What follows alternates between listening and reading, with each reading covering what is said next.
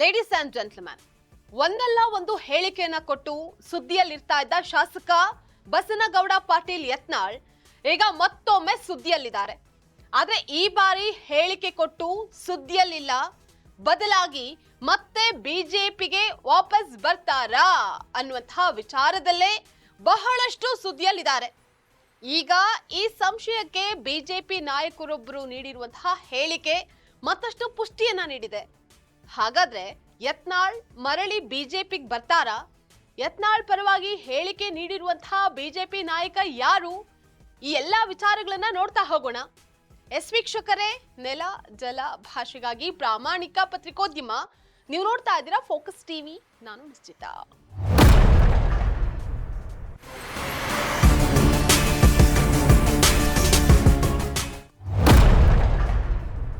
ಬಿಜೆಪಿಯ ಹಿರಿಯ ನಾಯಕ ಮಾಜಿ ಸಿಎಂ ಬಿಎಸ್ ಯಡಿಯೂರಪ್ಪ ಹಾಗೆ ಅವರ ಮಕ್ಕಳಾದ ಬಿವೈ ವಿಜಯೇಂದ್ರ ಹಾಗೆ ಬಿವೈ ರಾಘವೇಂದ್ರ ಅವರ ಬಗ್ಗೆ ಯತ್ನಾಳ್ ಆಗಾಗ ಕಿಡಿಕಾರ್ತಾ ಇದ್ರು.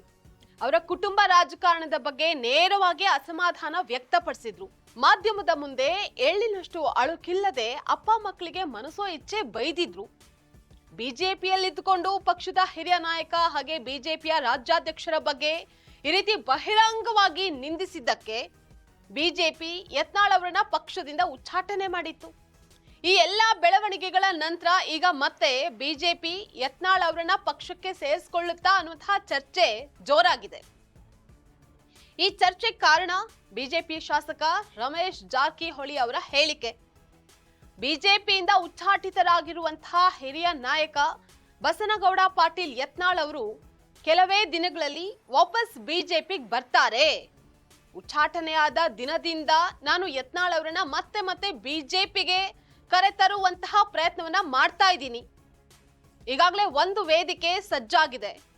ಬಾಗಲಕೋಟೆಯಲ್ಲಿ ಬಿಜೆಪಿ ಅಭ್ಯರ್ಥಿ ವೀರಣ್ಣ ಚರಂತಿಮಠ ಪರ ಯತ್ನಾಳ್ ಪ್ರಚಾರ ನಡೆಸಿದ್ದು ಒಳ್ಳೆಯ ಬೆಳವಣಿಗೆ.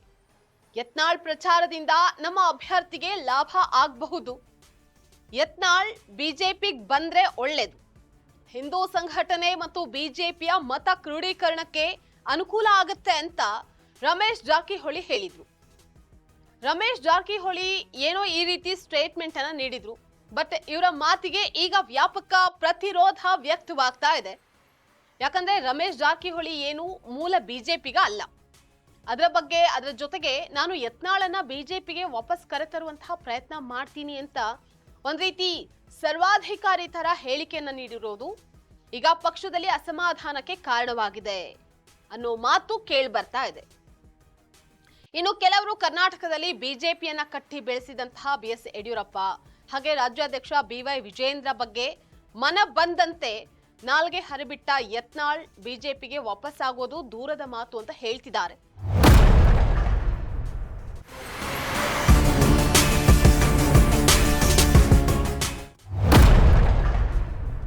ಒಟ್ನಲ್ಲಿ ಮುನಿಸು ದೂರವಾಗಿ ಯತ್ನಾಳ್ ಬಿಜೆಪಿಗೆ ಹಿಂದಿರುಗ್ತಾರಾ?